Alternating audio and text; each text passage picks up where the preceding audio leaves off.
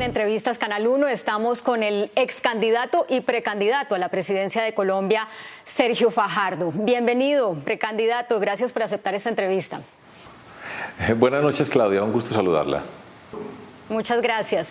Mire, usted puso un trino hoy que dice lo siguiente: estamos en medio de una pandemia, de una crisis de desempleo, de una fuerte ola invernal, de masacres casi diarias y de una cantidad de problemas, pero algunos andan como si lo único que hubiera para discutir es la contienda electoral del 2022. Por supuesto que yo también quiero preguntarle sobre la contienda electoral del 2022, pero tomo ese trino suyo como un llamado a la reflexión que comparto para darle prioridad a los temas que afectan a la gente, y por eso voy a empezar con preguntas de esos temas que afectan a la gente. Y la primera de ellas es sobre la situación de desempleo que vive Colombia, 15,8%.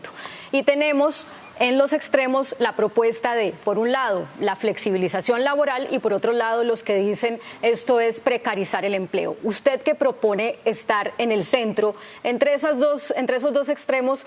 ¿Qué plantea?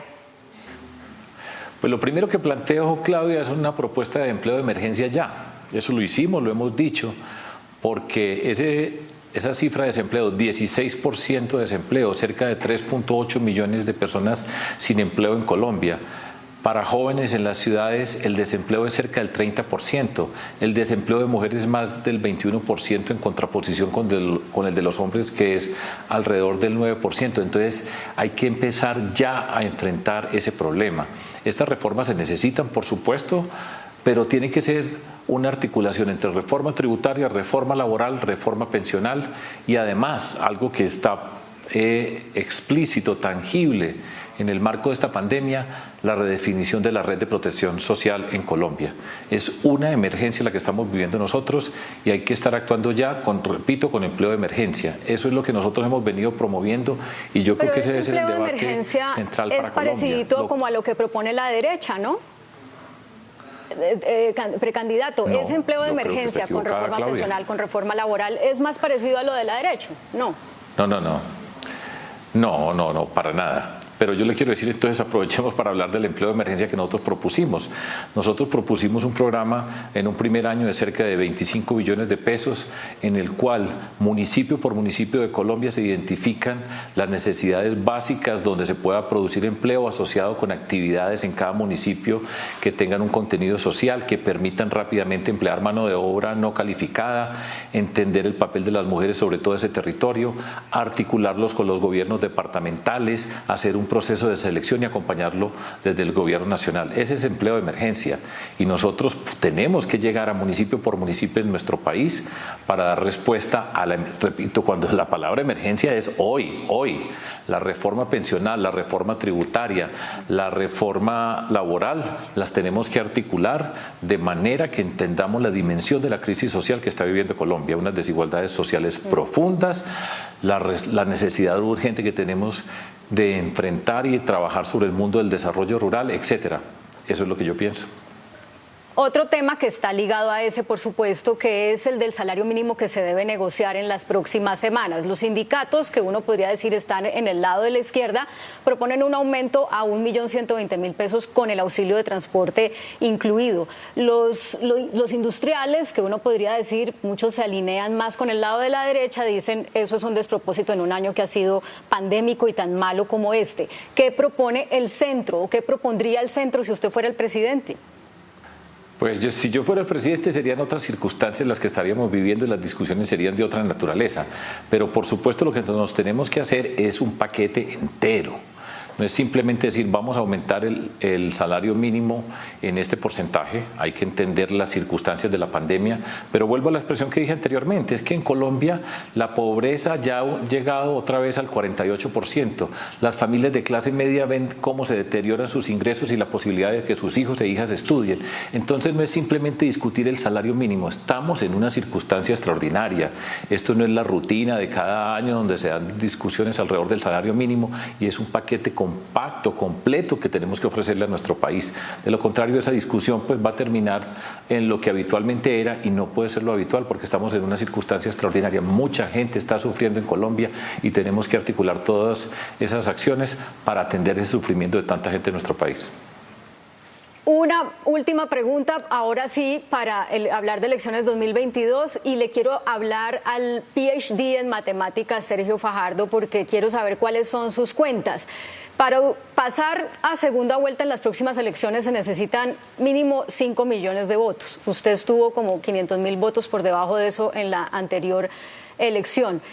Y se sabe que los próximos candidatos que pasen a segunda vuelta deben hacer alianzas. ¿Con quién se va a aliar usted?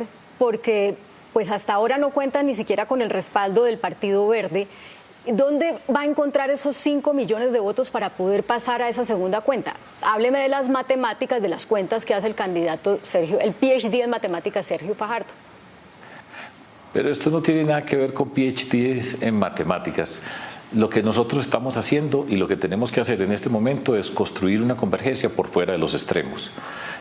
Nos sobra reiterar que esa confrontación política que estamos viviendo hoy en Colombia, que es la que hace olvidar acerca de los problemas reales de la gente, lo que tenemos que resolver nosotros hoy en nuestro país, es un daño grande. Esa política de usted es amigo o enemigo, y al enemigo hay que destruirlo. Y cuando usted está pensando en destruir, es la rabia, el resentimiento, la agresión, las mentiras, el maltrato, a desaparecer al diferente. Nosotros tenemos que empezar por entender que se tiene que hacer una política distinta en nuestro país. Y tenemos que construir una convergencia por fuera de esos extremos. Esa convergencia desde la perspectiva como nosotros lo entendemos es claro que sí, pero para hacer alianzas hay que empezar con un acuerdo ético, identificar unos temas programáticos para construirla, y todavía hay tiempo, Claudia. Precisamente se está una cantidad de discusiones ahora, candidatos por todos lados, que quién va con quién. Yo creo que eso no es lo que está preocupando a la gente hoy en Colombia. Hoy en Colombia hay mucho dolor, hay muchas necesidades para convertirla en una trifulca política, y usted con quién está, y este y aquel, y no vale la pena. Preocupémonos por lo que corresponde. Hay tiempo para hacerlo, yo creo que tenemos que hacerlo.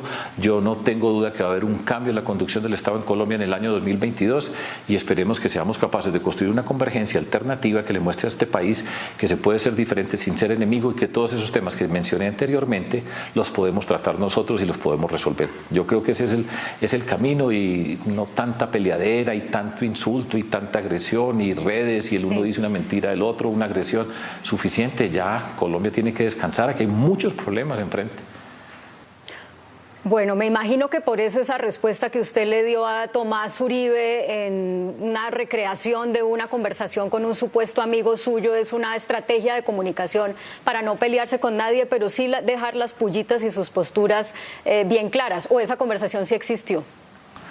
Claudia, lo he insistido y yo lo repito a menudo: nosotros podemos ser diferentes sin ser enemigos.